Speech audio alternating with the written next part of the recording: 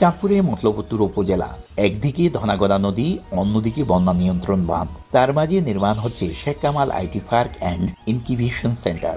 প্রকল্পে থাকবে প্রশিক্ষণ ও একাডেমিক এবং গবেষণা কক্ষ, থাকবে বঙ্গবন্ধু কর্নার ও লাইব্রেরি, আর নদী পাড় ঘেঁষে খেলার মাঠ। 2025 সালের 30 জুনের মধ্যেই পুরো প্রকল্পের কাজ শেষ করতে দ্রুত গতিতে চলছে কর্মযজ্ঞ।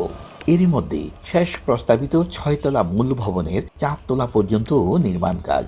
পুরো প্রকল্প বাস্তবায়নের পর এখান থেকে প্রশিক্ষণ নিয়ে প্রতি বছর কর্মজীবন শুরু করবে হাজার হাজার যুবক।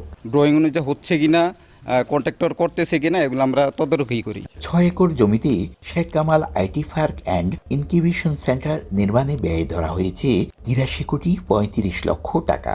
বাংলাদেশ সেনাবাহিনীর তত্ত্বাবধানে প্রকল্পটি বাস্তবায়ন করছে বাংলাদেশ হাইটেক পার্ক কর্তৃপক্ষ ও তথ্য ও যোগাযোগ প্রযুক্তি বিভাগ।